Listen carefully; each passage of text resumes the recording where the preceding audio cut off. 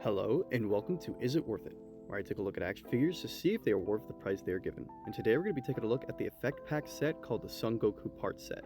Not really any articulation to go over, so we're just going to pull it straight out of the box, which it has 3 different trays holding all the different pieces. First up, we have the literal aura effect, which has different attachments, having one to actually be placed on the floor and then one for the flight stand. I actually like it that it separates in the middle, that way it's actually the aura around the feet instead of just being, generally the area. With the effect piece itself, it actually has a smaller piece that can come off, and you can swap on a different one that has a hole in it so you can put it onto the stand. Now moving over to that stand, it's actually pretty cool that they didn't make it just a see-through piece. It's actually a terrain with some rock effects to place on the holes.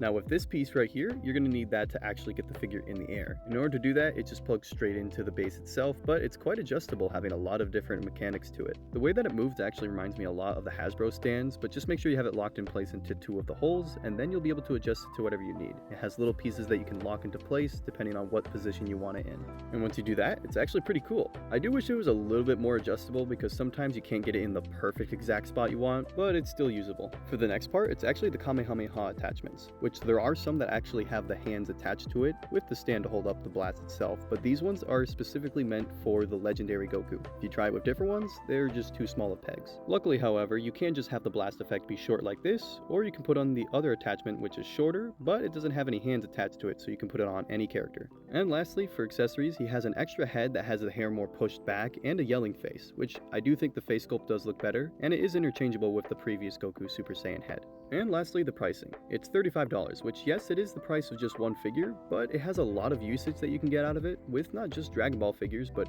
even characters like Super Sonic and others. So I would say it is worth it.